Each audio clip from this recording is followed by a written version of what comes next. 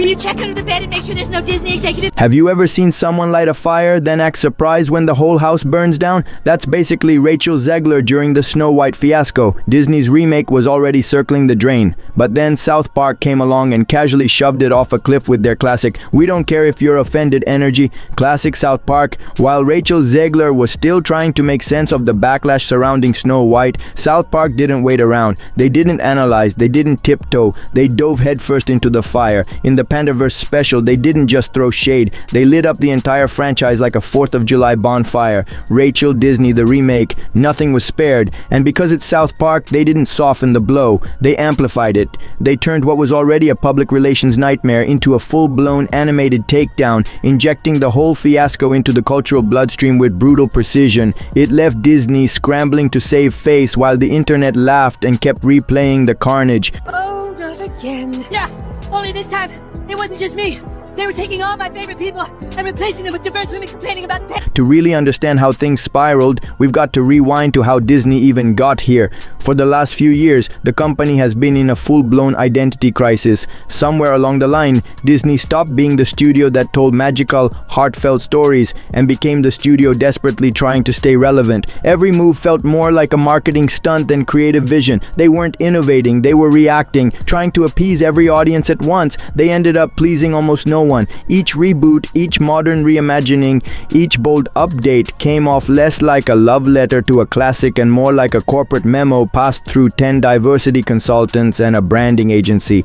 Disney's recent remakes feel like someone found a bunch of old blueprints and said, "What if we modernize this with glitter, hot glue, and an identity politics checklist?" It's the Pinterest version of storytelling, beautiful on mood boards, a disaster in execution. From The Lion King to Mulan, each live-action attempt has felt more hollow than the last. The magic is missing, the soul's been edited out, and the characters are often unrecognizable. What used to be timeless has been reduced to trend chasing, and with Snow White, the DIY approach hit a new low. There's a big focus on her love story with a guy who literally stalked. It was as if they tossed out every page of the original fairy tale and decided to just use the title and a vague resemblance to the plot. Once the public learned how drastically the Snow White remake was deviating from the source material, backlash was inevitable. The core love story that defined the original, removed. The charming romance between Snow White and the prince, the magic of first love, the dreamy rescue, gone. Instead, Disney's new version features an independent Snow White with no interest in love, guided by values that feel more corporate than heartfelt. Add to that the removal or severe transformation of the iconic 7 dwarfs, and what's left is a product wearing the costume of a classic but carrying none of its warmth. It's like they repackaged Snow White for a TED Talk instead of a fairy tale. Enter South Park. The Pandaverse episode dropped like a nuke on everything Disney had been attempting. They crafted a story where beloved South Park characters were replaced with overly diverse counterparts, women of color in this case, to hammer home the absurdity of forced representation. It wasn't about mocking inclusion itself, but about how corporate pandering twists good intentions into shallow gimmicks. The episode didn't just parody Disney, it dissected them. With their usual sharp satire, South Park laid bare the uncomfortable truth. Disney was so afraid of offending anyone that they created something that offended everyone.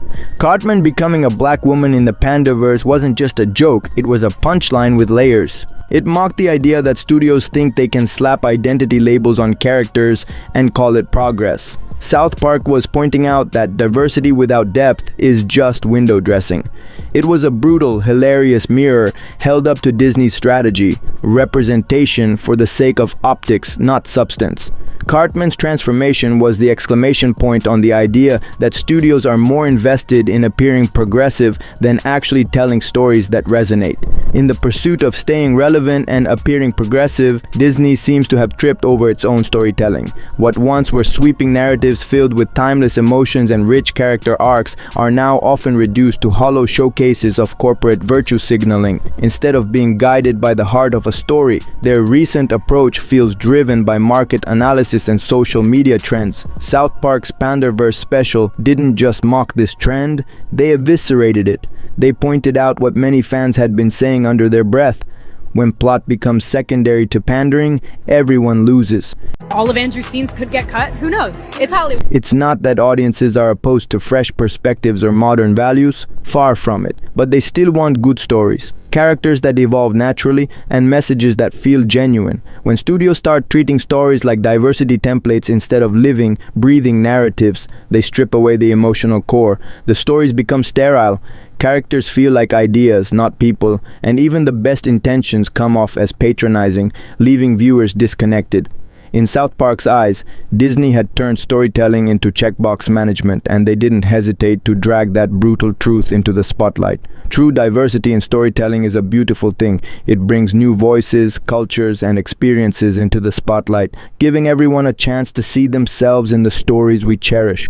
But Disney's handling of diversity in Snow White felt less like a celebration and more like an obligation. It wasn't that a Latina actress was cast in a traditionally white role that raised eyebrows, it was the way the entire production seemed to revolve around a message rather than a meaningful reimagining.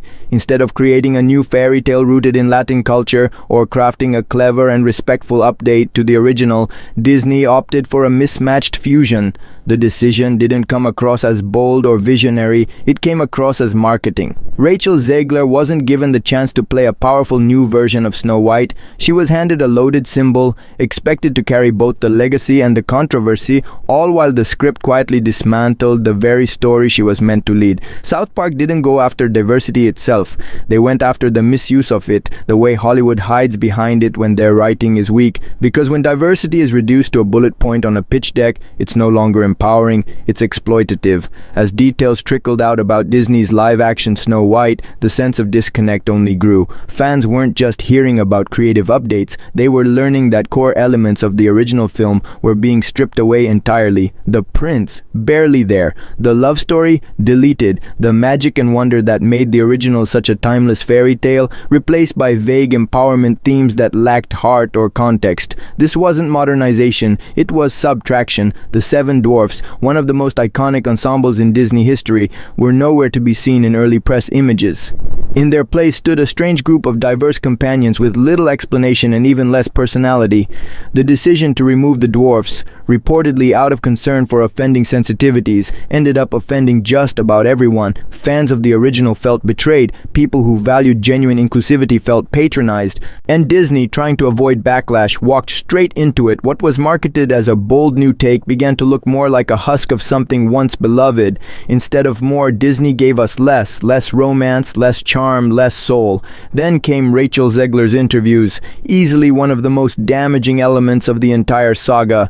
When an actor takes on a role as iconic as Snow White, the expectation is that they'll honor its legacy, even if their version is different. But Rachel didn't seem interested in homage. Instead, her press appearances gave off the impression that she found the original story outdated and even problematic. She openly mocked the idea of a prince saving Snow White, called the love story weird, and suggested her character would be more of a boss girl than a dreamer. Rather than striking a balance between respecting the original and presenting something new, her tone came across as dismissive, even antagonistic. It didn't help that she also hinted the prince's role might be cut entirely, and stated she didn't need male validation to define her Snow White. While some may have seen this as empowering, others, particularly longtime fans, felt alienated. Rachel wasn't just updating the character, she was publicly disowning the legacy, and in doing so, she inadvertently handed South Park everything they needed for the takedown. South Park thrives in chaos, and Rachel's comments were like an all-you-can-eat buffet. They didn't waste a second turning her interviews into material. In Panderverse, they channeled her energy into a caricature of every Hollywood actor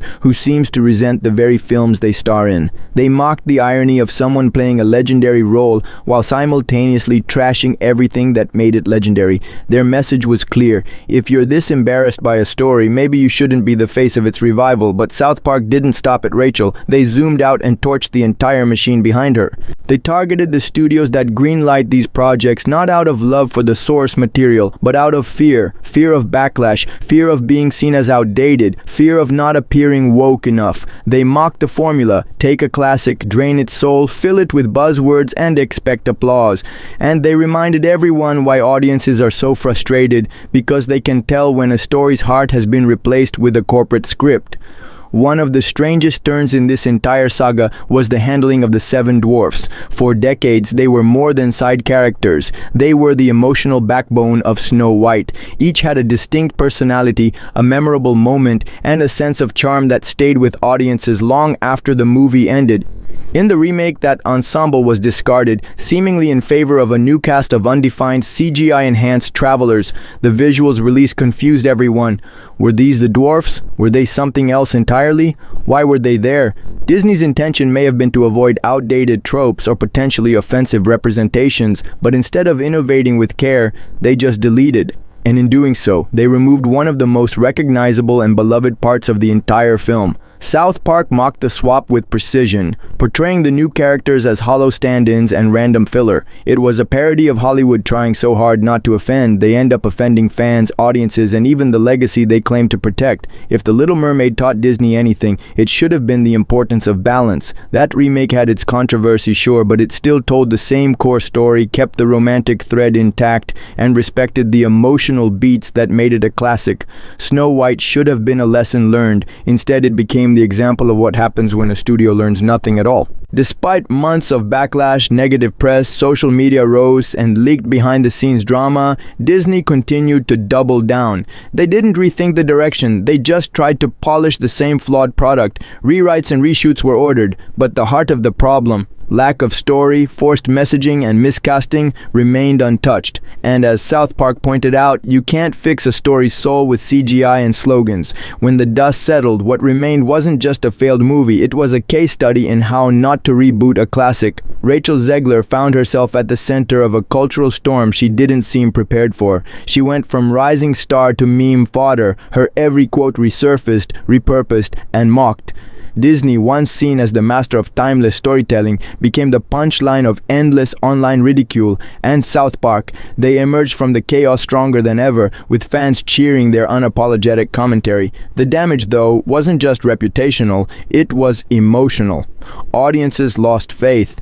People who grew up with Disney felt disconnected from the brand, and perhaps most painfully, a generation was denied a meaningful retelling of Snow White, not a soulless, sanitized remake, but a real story with heart, romance, and magic. Now, rumors suggest another South Park special is in the works, one that could double down on this satire and dive even deeper. If Disney doesn't stop and reflect, they risk turning every classic into a cautionary tale. The big question isn't what's next for Snow White, it's whether Disney will finally listen or keep burning bridges in the name of modernizing them.